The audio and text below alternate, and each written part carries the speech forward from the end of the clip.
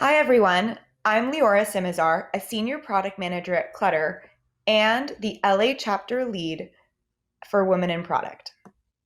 Welcome to the Drive Your Personal Roadmap stage. Before we get started, I want to take a moment to thank our sponsors, without whom this event would not be possible. Today, we're going to be talking about personal roadmaps and different techniques to manage your career just like you would a product. We encourage you to be present, so turn off your notifications and dial in. During this session, Discover Your PM Voice, we have three wonderful speakers. First on stage, we have Amelia DeSorrento, Bank Product Excellence Lead, Capital One. Amelia DeSorrento leads Product Excellence at Capital One, a team that focuses on developing product talent. She has worked on several enterprise-wide projects, including the launch of Product College, Product Con, and an updated PM selection process. Amelia previously co-founded Hatch Apps, a service-enabling platform bringing transparency, speed, and price stability to the software development industry, and founded an education nonprofit which grew to operate in 7 cities. Amelia is an advocate for women in tech and launched the Veneta Project, an organization that has since helped DC area female-founded companies raise over $30 million in funding. Amelia's writing has been featured in the Harvard Business Review, The Atlantic, and Fast Company, and was selected for Forbes 30 Under 30. Amelia DeSorrento will share her expertise with you during our next presentation, Building Your Brand. No influencer status required. Please join me in welcoming Amelia DeSorrento to our stage. What do people think of when they think of you? Do they think you're smart? Do they think you're competent? Do they think maybe you're a little bit of a bull in the china shop? Well, whatever they think, that's your brand. Today we're going to be talking about how to control your own narrative and how to develop a consistent, authentic brand, something that you're excited about. So, who am I? My name is Amelia DeSorrento. I lead Bank Product Excellence at Capital One. So my job is basically to think about how we can support the development of our product managers. Super fun. And prior to this, I ran a software startup funded by folks like Y Combinator, Morgan Stanley. Learned a ton and really enjoying kind of bringing that startup mentality to the corporate world. So today we're going to talk a little bit about some of the ways that I personally have thought about building my brand, and also some frameworks that might be helpful for y'all in terms of developing your own brands and how to think about brand building strategically, intentionally. Let's dive in. This question, what is your brand? Well, I define branding, personal branding, as, like I said, what people think of you, right? And that includes personality traits, it includes achievements, it includes maybe some weaknesses or times where you didn't perform at your best. It also includes achievements, wins, brand associations, the organizations you've worked with or worked for. So take a second with me and think, what is your brand? Like, what do people think of me? I'm just gonna give you a second to really reflect on this.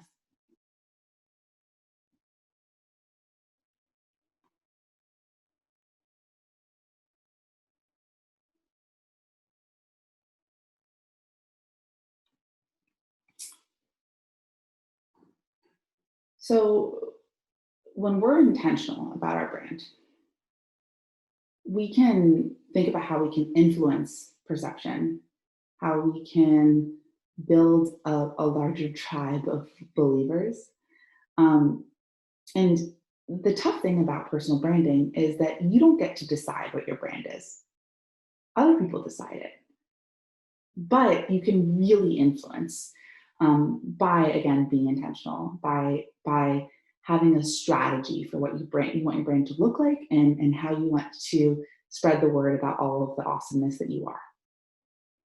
So when I think about brand building, I think about kind of 3 different areas where we might focus. And those 3 are define, engage, and expand.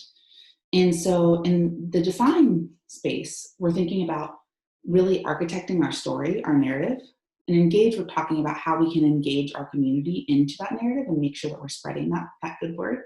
And then expand is how we proliferate our messaging and grow our brand presence.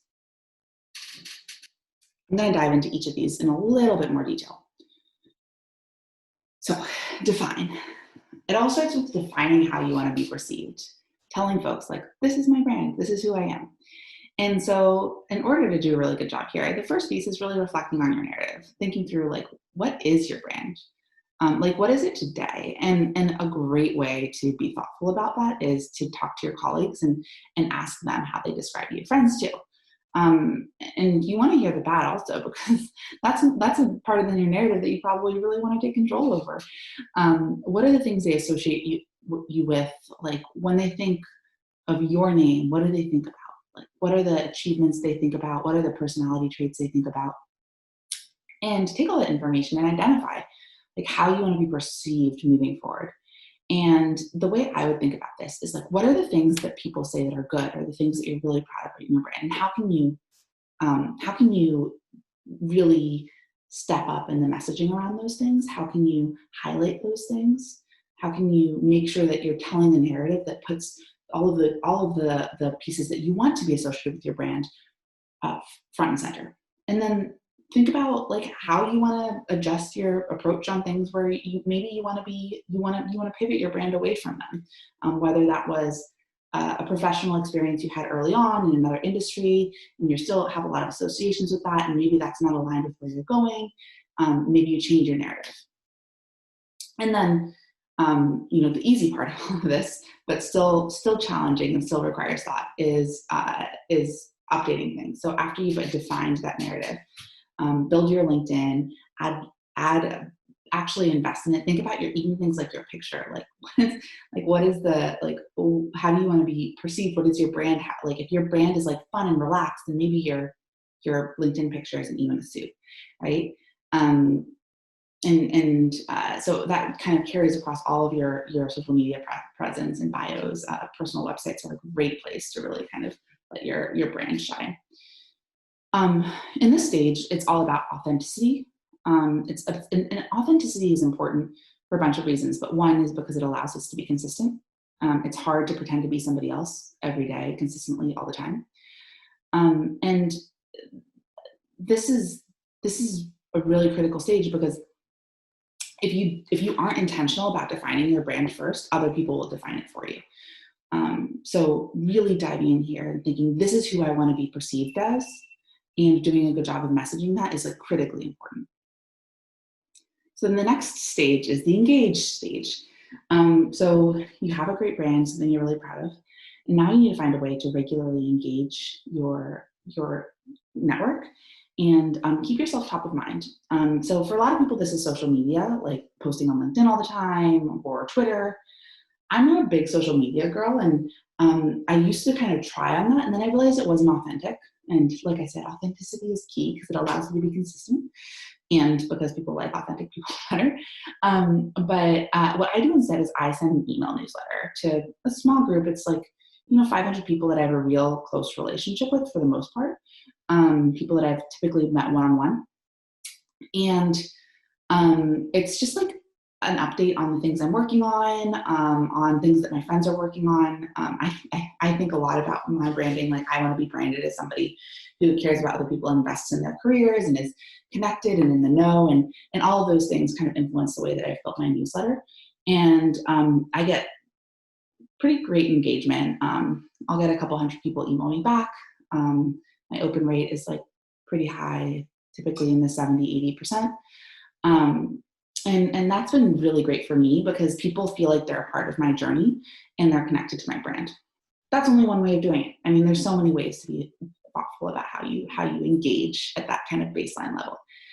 Another thing that I do is think about the folks that are in my network, the 100, 200 people that I really want to stay connected with, and I want them to feel especially connected with my brand. And I make a point of reaching out to them. And the hardest part of this is like having a system. So like, for example, for me, my system is to reach out to one person a day. And then I have a personal CRM where I manage it.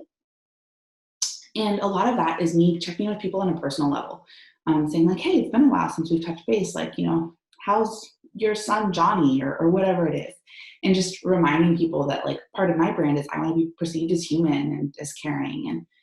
And that connects to kind of the last bullet here, which is being helpful.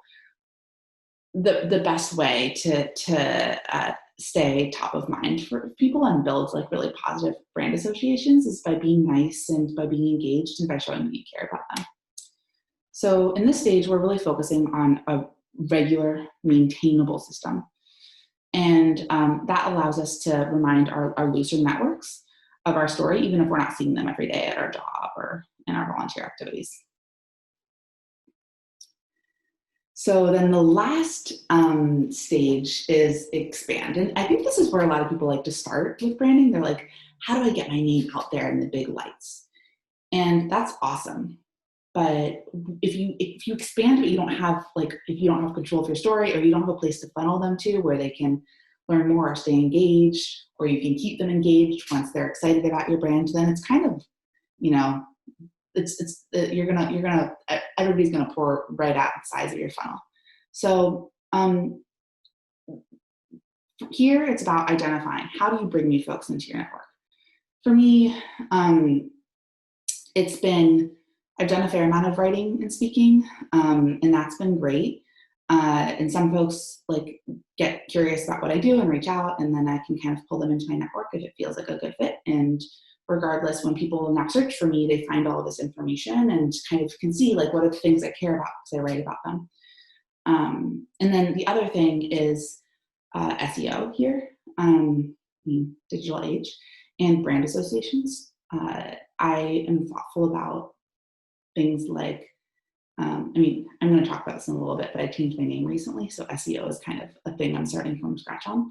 But I have been intentional about like awards and putting myself up for those. I think a lot of women don't, and we should, because that it expands our network, but also develops more positive brand associations. I found the most effective form of expanding my reach has been via engaging with my community. So I launched a nonprofit that supports female founders in raising capital. And one, I feel really good about it. We've helped female founders raise like $30+ million, and I love that I got to be a small part of that. But two, it gave me an excuse to reach out to investors and founders I wouldn't have been connected to otherwise. And a big part of the folks I want to be aware of my brand are folks in that community. And then the last piece here is if you build really cool stuff, you're going to get plenty of attention for it. So just like do a good job at your job, like have a cool side hustle, like engage with people, have people get excited about your work. So in order to expand, we need to find ways to impress and to contribute. Like it's really hard to expand your network just by like talking a lot. I mean, people do, but you need to impress the way that you're talking. It's not just saying the most words, it's having a strategy, being able to communicate the parts of your brand you're excited about. And if we do it well, we're spreading the word about our brand. We're getting people engaged. We're getting them on board. And that helps funnel back into those first two stages. So they'll see on our narrative. They can engage with whatever form of kind of more constant heartbeat outreach you're doing, whether it's social media or otherwise. So, like I said, investing in one of these stages supports them all. But I do think you kind of have to go a little bit in order. It's really challenging to expand, again, if you don't have a really solid definition of your brand and you don't have a way to keep folks engaged. So what do good brand builders have in common? Well, one thing I'll call out here is your brand doesn't have to be big in order to be powerful. You don't have to be a Kardashian to have a powerful brand. Because for me, I don't really care what 90% of people like that the whole world knows about my brand. That doesn't help me in my career. I care about a specific group of people in my industry, and for them to know who I am or have ways to get to access kind of the way I think about the world. But I have seen that most brand builders, regardless of how big or small your brand is, have a few things in common. And those things are that they're great storytellers. They're able to weave a really thoughtful narrative about their brand. They're consistent. They use their form of social media or whatever their engagement mechanism is or their expansion mechanism is. They use it regularly to build a following, to build engagement. And they're authentic. They're like real. We like them. We want to be connected to them. We want to know more about their story. Their story feels real to us. And so for me, I mentioned this before, I recently changed my name. I got married. And I'm kind of starting over. So I'm thinking about all these things from scratch. Like, this is an opportunity to reinvent. And we can always reinvent. We can change our narrative because we switch careers. We can even start our SEO from scratch. We can find that one way of engagement isn't exciting for us, or one way of expansion isn't exciting for us, and we can explore a new one. That's all great and encouraged. So just know that this is a journey and you'll be on it for a while, and that's totally cool. So that's it for kind of this recorded portion of this talk. But now we're going to get to chat a little bit more. I encourage folks to reach out to me if you have questions, and you can keep up with me or learn more. I have a personal website. So thanks for tuning in, and I'm looking forward to chatting more directly with all of y'all. Thank you, Amelia DeSorrento. Next up, please welcome Sabrina Rzepka, co-founder of Product Professionals. Sabrina is a digital product manager avid about connecting people, tech, and business to build delightful products and leveraging potentials. As the co-founder of Product Professionals, Sabrina strongly believes that continuous learning and reflection is a key to surpass oneself. Leveraging the full potential of individuals to become impactful product leaders is at her heart. Besides coaching and mentoring product managers, she has held product roles at huge corporations like BMW AG and Daimler Mobility AG, as well as genuinely lean organizations, and follows her passion to motivate, empower, and lead product teams for more than 7 years. Sabrina Rzepka will share her expertise with you during our next presentation. Don't plan how to own your product career.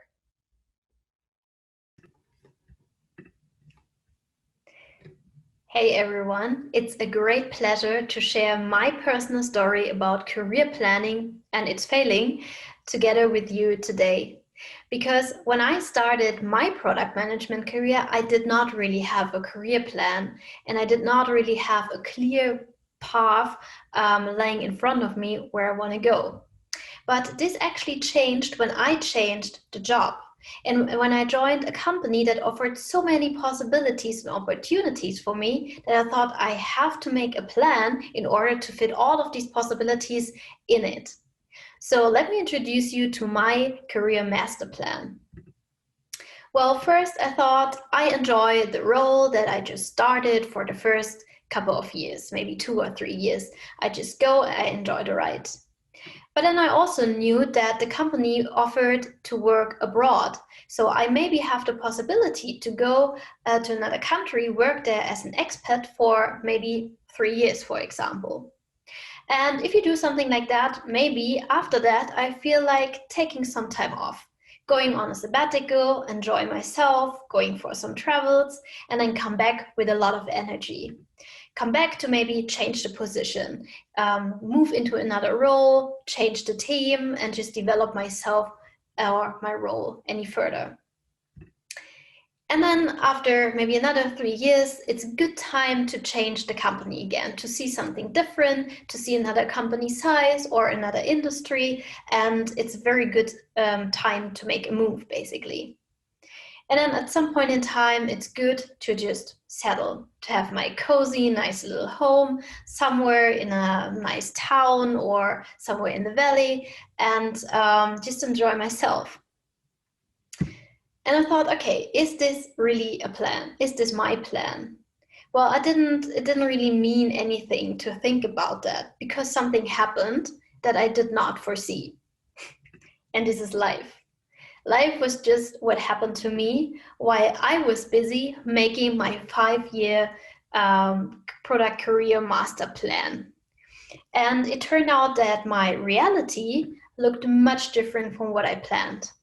Still, I enjoyed the ride in the beginning, But actually, it was rather a ride on a unicycle in front of mountains. So I had a lot of energy to give, and it took me some time to move into that role and to be good in what I was doing at this point in time. So yeah, it was much harder than I thought it would be in the beginning. And then something nice happened because I fell in love. I found my partner, and we basically moved together until something else happened, which was another job opportunity that I got. So I got a call when I would like to join another team. The only thing was, it was in another city. Anyways, I decided to make the move. So I made the move. I moved out of the city, which meant for us having this commuting time and having a commuting relationship. But anyways, that it didn't really affect us much. And we even started a side project that was something that we really wanted to do from the bottom of our hearts, as we love to be product managers, and we wanted to give something back to the community, and we wanted to train and teach other product managers and also coach them. So we started this coaching, mentoring, and training side project, which turned into a startup, which we founded, which is today Product Professionals. And because we got so many great feedbacks, and we love what we are doing there, we said, okay, of course, we try to grow this company. We try to do more of what we actually love to do. And then COVID-19 happened. And again, that was something that tremendously changed the way how we worked, because suddenly, no matter in which company you were working, it was mainly possible to work remotely. And again, I was asking myself, okay, now this is not my master plan, this is reality, but still, is this the plan that I have for myself? And I realized for myself that either plan I'm going to make, it's gonna fail. So why are plans always doomed to fail? Well, the answer to that is very simple. Because the world just simply keeps on turning around you while you are making your plans. So things are changing. Your personal priorities are changing. When you are planning now for the next 5 years, maybe after 2 years, you find the partner of your life, maybe your future husband, you plan to grow a family, or something else changes. You maybe want to move to another city for whatever reason. So the state you're having today is not the state and the priority you might have tomorrow or in 2 or 4 or 5 years. And then, of course, there are a lot of external factors and the market situation and demands and needs that will determine your career plan, that will affect your career plan. Because, as already mentioned, COVID-19 is a very good example for that.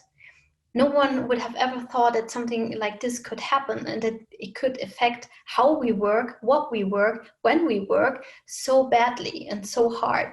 So you have to stay flexible. You have to stay flexible and adaptable to be able to stay relevant to the market and to go with the changes that are happening in the market. And you do not want to limit yourself. If you plan too much, you will miss out opportunities, you might miss out options, and you put unnecessary pressure on yourself. Because if something doesn't really work out as you have planned it or how you expected that to be, you feel maybe depressed or you're sad about it, and you have a lot of pressure to just follow up on your plan. If this is not going to work out, you may be screwed. And we don't want to have you to have this feeling. So that's why planning won't work whatsoever. But I found and I realized that when I failed with my plan, that it was actually something else that I can boil it down to. And this is my very personal overarching goal that I would like to reach, which does not necessarily have to do anything with my career as such, but is the ultimate state of happiness that I would like to reach. And I like to relate to it as my North Star. So my recommendation is, instead of planning out and road mapping out your career, find your personal North Star, find your overarching goal and the state you would like to achieve eventually at the end of your journey and your road. Well, how can you determine your North Star? How do you get to your North Star? Well, I figured out 8 factors for myself that will determine my North Star. And 4 of those factors are rather related to my personal needs, whereas the other 4 factors are rather related to my job and my career. So for the personal related factors, job security is one of those points that are very important to me. I would like to know where I will work maybe in the next 4 or 5 years. And I would like to know that I have the security not to fear whether I will still be with this company or not in a couple of years. Another point is self-realization. So I would like to have a job or a life where I can do the things that I really wanted to do, that come from the bottom of my heart, and that I really thrive in. Another point is financial security, which is extremely important for my private life. I want to be safe and secure, knowing that I have a certain income, that I have a stable income and money that is that I don't have to worry about. And then, of course, work-life balance. This is like very, very common, and everyone says that, but it's also so common because it's so important. And time is the only thing that none of the other things, or that I can buy with money. So for me, it's extremely important to have enough time for myself, for my family, for hobbies, for side projects, for whatever I would like to do. So I put work-life balance here as well. And then on the other job-related side, you have factors like a horizontal or vertical expertise development, meaning maybe you would like to develop yourself in a wide range of industries, move from automotive industry into digital business, into marketplaces, or whatever it is. Or maybe you would like to become an expert in a very certain special field of product management, for example, in AI or machine learning or data products or something like that. So this could be also a factor that determines what your goal eventually should be and how your next move is going to look like. Then job level and seniority. Maybe for you it's super important to rise in the level where you are. Maybe at some point in time you would like to become the next CPO of some organization, which is fair enough. Or you say, okay, I don't really want to have like people management or people development responsibilities. I just want to be an expert in a certain field. Then this is maybe not super important to you. And then company culture and values. This is also something that is really relevant to myself. So whenever I make a move or I have a possibility or opportunity to take on a new role, I check whether the company's values and culture is matching with my own values. And last but not least, personal growth and extending your capabilities, your own personal capabilities in that company. So if you figured out like what are the 8 factors that determine your overarching goal, that will make sure that you can reach your overarching goal, you should put points on it where you are right now. The closer you are to the center, the less important it's basically to you.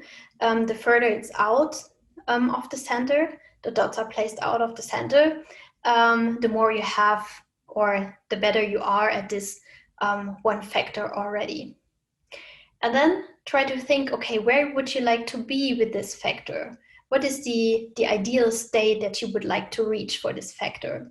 And then you put your North Star on it, and then you can see, okay, where are you already doing quite well, and where is your current state and your optimal or ideal state far away from each other. So the next time you're doing a move or you're having an opportunity to move on in your career, you should not only consider only and isolated this opportunity, but go back, take a step back, look at your North Star metrics and see whether this factor will change anything regarding one of these factors and whether it will bring you any closer to your ideal state for this factor. So for me, when I did this exercise, I found out that actually it doesn't really matter how my path will look like at the end of the day. Because what I really want, and would love to achieve, is that I'm locally independent, that I can work from anywhere, but still having a certain financial security. So I would love to have the freedom to go anywhere I want and still, of course, make a decent amount of money so that I can live, that I can just live a good life with it. And then it doesn't matter how the path around it look like until or unless I reach that overarching goal for myself. So that's why I actually like to compare career planning with playing chess. So you shouldn't roadmap out your career plan, because if you do that, it's like with playing chess. When you try to make, or you have all the moves that you're going to make in your head, but it won't help you anything because you just don't know what your opponent is doing. So instead, have a clear goal in your head and have an overarching goal that you would like to achieve. In that case, it's checkmate, right? However, how you get there is heavily dependent on your opponent and on the moves that your opponent is doing. So you should better know your opponent and stay flexible on the moves that you are doing in your next step. So opponent in our means is the environment where we were talking in the beginning, your personal priorities that might change, the circumstances around you, the market situation, the demand for certain capabilities and qualities in our job as product managers. So you need to stay flexible on that and react to that. And then make your next move rather strategically and determine whether this step is going to bring you any further to your personal North Star. And then put your North Star always first and consider your career and your career path and moves as a vehicle in order to reach your North Star and to reach your overarching goal, rather than just looking short-sighted on the next move that you're going to make and what this step in particular will bring to you. So always keep the overarching goal in mind first before considering the next move in particular. Jeff Bezos said, "Be stubborn on the vision, but flexible on details." And this is exactly what you should do with your career planning as well. So do not plan out, do not roadmap out everything that you would like to achieve and where you want to go, but be stubborn on the vision. Know where you want to head to, know your personal North Star, and then be flexible on how to get there, because this road might change. Everything around you will change, the world will change, and it keeps on turning and turning while you try to run after your plan. So don't do that. But anyways, I hope to see you in the interactive session to hear your career stories, your career plans, but also maybe your fails. And I'm super excited to meet you all there and talk to you about your product careers. So thank you very much and see you very soon. Thank you, Sabrina or Rzepka. Next up, please welcome Julia Nechaieva, a product lead at YouTube. Julia currently leads creation tools at YouTube Live, where her team builds products used by creators for big names like Coachella, Cardi B, CNN, YouTube First, gaming celebrities, and even schools, churches, and small businesses that are looking for a new way to connect with their audiences. Julia enjoys building high-performance teams by aligning individual people's values, business goals, and her passion for entertainment, creativity, culture, education, human interactions, and people development. Based on her 12 years of experience, 9 of them as a people manager, Julia created PMDaisy.com, a visual framework for visualizing your PM responsibilities. Julia Nechaieva will share her expertise with you during our next presentation, PM Daisy. Explore your many dimensions as a PM. I believe that women start their product manager careers in early childhood. Take, for example, this little girl. She grows up in Ukraine, and since early childhood, she already has to manage many stakeholders. Her uncle, who had the whole room of outdoor equipment, wants her to have fun, so he takes her on her first multi-day kayaking trip when she is only 4 years old. Her mom wants to keep her safe, so mom's favorite word is no. No to a bicycle, no to roller skates, no to a skateboard. Her grandma, who does her hair every morning, even when she doesn't leave home, dresses the girl like a little princess. Her grandfather, who served in the military for 40 years, plays chess with the girl and insists that she goes to math school to get a real profession. The girl learns early in her life how to meet everyone's expectations: family, friends, teachers, society. When she grows up, she also realizes that her real job is to keep her main customer, herself, happy. And so she learns how much of safe, smart, or beautiful her stakeholders actually need to keep supporting her. As you may have guessed, this little girl is me. Since early childhood, women learn to balance different people's needs while marching toward their own goal. And those skills are crucial for being great product managers. You know, you've been on that project where there are many different types of customers, and you have to find what's common among all of them, and to explain why not everyone getting everything they're asking for. Or where you have a very proud and smart team of engineers who just don't take anything on trust, even data, and they want to learn more about every statement you make. Or where you have to deliver updates to multiple high-level stakeholders, and you have to learn how to separate direct asks from general curiosity and deliver respectful and thoughtful responses. In addition to all of that, you still have to grow your product metrics.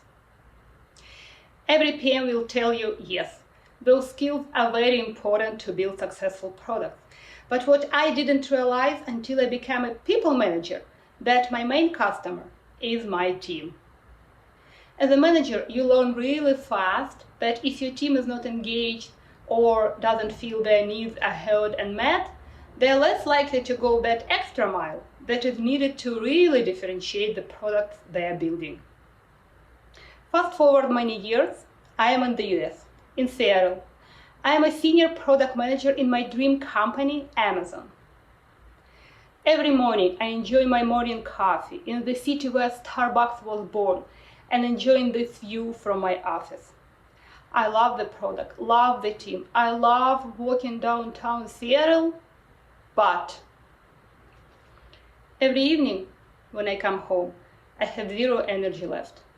I completely stop exercising. Instead of going for a run or going out with friends, all I can do is sit on a sofa in soft pants and watch inspirational movies on repeat. And I can't understand what's wrong with me. The job ticks all the boxes. I'm healthy, have a loving partner. Do I even have the right to be unhappy? So one day, I have a one-on-one with my director, and I ask her, can you tell me about everything that you oversee? And she goes, sure, happy to share. I'm responsible for overall business success. I'm overseeing product and pricing, marketing strategy, sales strategy, engineering, and data science staffing. The whole circle. And I'm like, wait a minute, and what do? I run data analysis, analyze customer feedback, and write product documents. Since that day, I stopped turning on Netflix when I come home. I start reflecting, going deeper, and analyzing why my previous jobs energized me despite all the challenges. I explore my PM roles I've ever had through 2 dimensions. First dimension is breadth. I listed out main activities I was ever involved in: customer research, product artifact, such as strategy, roadmaps, product requirements, etc., engineering, UX, data analysis, project or program management, marketing, business or finance, and hiring, managing, and mentoring people. Second dimension, depth. I asked myself how much I was involved in each work stream, whether I was doing the work fully myself, or I was leading a dedicated team, or I was partnering with an external team that had its own planning and resourcing process that I had to influence. When I put those two dimensions together, I get the first PM Daisy, a tool that literally saved my career and my mental health. Let me show you some examples to better illustrate the framework. On the left is how a one-person startup would look like. This Daisy's owner does everything herself. On the right is a Daisy of a person who only requests the work from other teams, but doesn't have dedicated resources. In the middle is a possible example of a normal PM. She is very powerful, she does some work streams herself, she leads teams for other work streams, and she is supported by partner teams too. So I do Daisies for all my roles, and I finally get what is draining me. See, on the left, it's me as a head of product at a large-scale, two-sided platform operating in 90 cities. I oversee the whole circle, do some work myself, I have a lot of resources, and a lot of support from partner teams. On the right, it's me as a senior PM at Amazon. Doesn't look like I have a lot of resources, does it? I drink champagne on the day I realize what's draining me. That beast is lack of breadth, a very important aspect of what brings me energy. Later, when I chose my first team at Google, I used this insight during my initial conversations with the hiring managers. And it works. See how more rounded the role is. And when I switched teams recently, I've added a monetization piece too. One key learning that emerged from this journey is that finding a job that energizes you is not just a function of being a skilled product manager and leader. It also requires a deliberate homework, a lot of reflection, knowing what you want and what you don't want, asking the right questions during the hiring process, and having open conversations with your manager. Of course, the fit is different from different people. Some folks like focusing deeply on customers and data, and the need to manage many stakeholders would actually be draining them. Some people just do not like specific areas, for example, finance or design or marketing. And some want to have their hands all over everything. No one's fit is inherently better or worse than the other, but we have to know which one is ours if we have any hope of finding meaning and energy at work. So I'm looking at my Daisies and wondering, how did I end up there? Maybe I didn't read the role description carefully. Maybe because I moved from another country, I didn't know what the product manager role meant here in the US. Maybe it was related to the size of Amazon. So I do the PM Daisy exercise with 8 friends who all share the same title, Senior Product Manager. I expect to see fairly similar Daisies, but I'm shocked. I see dramatically different Daisies for the roles all sharing the same title. You can take a closer look at all those graphs later at the pmdaisy.com website, but you can see the variety, right? I'm looking at those graphs and wondering, what's going on here? Are job descriptions as different as real jobs? No. If you take a look at multiple job descriptions side by side, you'll find that majority of them have generic inspirational appeal, such as you will lead eng design and data team. You will create a compelling vision and convince stakeholders to invest. You will move the needle for the company. Some of them have details too, but even if a job description tells you what is there, it does not tell you how much of it is there, and it does not tell you what's not there. Okay, maybe it's correlated with the size of a company. How many times have you heard, if you want to have more resources and more influence, go work for a large company? Or if you want to touch more areas, go work for a small startup? And I keep wondering if it's true. And also, I just cannot believe that I'm the only one looking for an answer for who I am as a PM and whether I am where I want to be. So I hire my husband as the CTO of PM Daisy, and he built the Daisy generator based on questionnaire responses. And after publishing a single article on Medium, we are flooded with responses. To this moment, more than 2,000 people from all over the world, from companies of every shape, size, and industry, generated almost 2,500 daisies.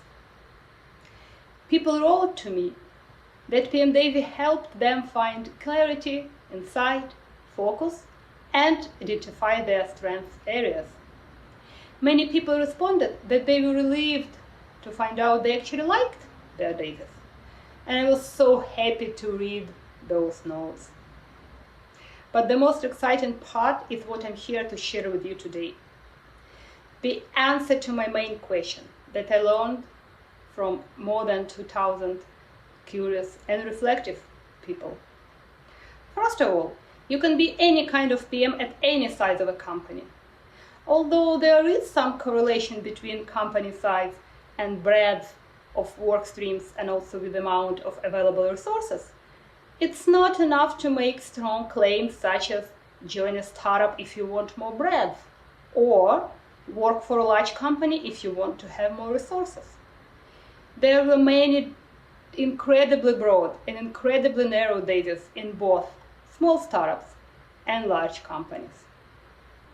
Secondly, there are common trends across all types of companies, but they don't necessarily correlate with the notion of PM as the CEO of her product. More than 70% of PMs do not oversee finance or business, and more than half of PMs actually do project and program management work solo. And the picture is not dramatically different across all company sizes. It means that if you want to have a CEO of the product type of job, you have to look very hard. Again, all graphs are published on the pmdaisy.com. You're welcome to take a look at them whenever you have time. I'm looking at those graphs and I can't stop thinking, oh my gosh, no wonder it's really hard for us product managers to identify if a position would be a fit for us. We live in a world where no PM position is alike. It's hard to tell from a job description what the role is about, and assumptions based on the company size just don't work. It's not that there is something wrong with us. It's a real industry problem. This seems especially relevant if we find ourselves in a situation where it's kind of fit, but you think it's not very perfect. If it's not clear if something is wrong and what exactly is bothering us, especially if the job ticks all the boxes: great company, great product, great team. We still do our job well. We are all professionals, right? But the job does not energize us. It rather takes our energy. And I argue that being full of energy should be a top priority for product managers. We are drivers. We have to show energy. And we switch contexts multiple times a day, from giving an overview to a VP to prioritizing dozens of small bugs, from writing and running scripts to get the data we need, to bringing the whole team on board with the hard decisions and trade-offs we suggest to make. It all takes energy. And if we don't have any energy left after doing our main responsibilities, we cannot go the extra mile at those dozens of small but very important situations that can be crucial for product success and our careers. We may not have energy to listen to an industry-related podcast, and we lose important insights. We may not have energy to respond to a crucial email more patiently. And we lose the opportunity to show up as a mature leader. We may miss to acknowledge a team member who did something extra for us. And we lose the opportunity to strengthen the relationship. And of course, our personal lives and self-confidence struggle too. Given that energy is so important for PMs and the success of their products, what can we do as team leads and managers to ensure that our teams are as high functioning as possible? How can we help our teams? Just imagine what could happen if managers use PM Daisy to help their teams. Let's say you are a product leader. You lead a 5-person team, 2 senior PMs, 2 PMs, and 1 junior PM. You are a smart and empathetic person. You care deeply about your people, about your team performance, and the future of your team. And now imagine that one day you are chatting with your dear friend, who is also a manager, and as you are talking about your team challenges, she leans in with a glint in her eye and says, "I've recently been at Women in Product Conference, and I have learned about this thing." Yes, and then she tells you about the PM Daisy. But then 3 things happen. First, you ask your team to fill out PM Daisies, to reflect on what surprised them, and to bring their insights to the next one-on-one. After those conversations, you create more informed career growth plans for them, set better expectations, refocus strengths for some folks, identify the next project for those who want more, and commit to get more support for those who feel overwhelmed. Then, when you take a look at all Daisies at once, you notice some patterns. You identify where your team energy goes and where it's under-resourced. You reset expectations with your leadership, and you ensure that your team gets credit for extra work they do. Finally, based on what you learn, you create more accurate job descriptions, improve the screening process, and set the right expectations with the candidates. You end up having a more balanced and well-resourced team of motivated, energized product managers that leads to better team performance. Sounds pretty good, isn't it? I have great news for you. It's already happening. There are some amazing women leaders already out there doing exactly this. They use PM Daisy framework with their teams and PMs they mentor. My hope for all of you is that you're already in exactly the right position and feeling energized by the work you do. But in case you're not, then I want you to have the tools to know exactly what's going on and what needs to be fixed. And that's what PM Daisy is for. I believe everyone deserves and can have a fulfilling job and a meaningful career. But remember, having a job that fulfills and energizes us is not only a function of us being skilled product managers and leaders. It requires a lot of reflection, deep understanding of what we want and what we don't want, asking the right questions, a lot of questions, during the hiring process, and having open conversations with our managers. The fit, it just doesn't come for free with working for a great company or on a product that we love. It requires us doing our homework. So, if you feel you have your homework waiting for you, I invite you to use PM Daisy as a tool to make it a little easier on yourself and on your team. Get a Daisy for you or for your whole team. Look for insights, understand whether you and your team are where you want to be, and plan a meaningful change. Come to my workshop at 11 a.m. Thank you very much. Thank you to our speakers, Amelia DeSorrento, Sabrina Rzepka, and Julia Nechaieva, and to all those who have joined us live. If you would like to connect with our speakers, they're available for Q&A and roundtable discussions in our interactive sessions at 11 a.m. Pacific. You can find the sessions on the side navigation of the hop-in window.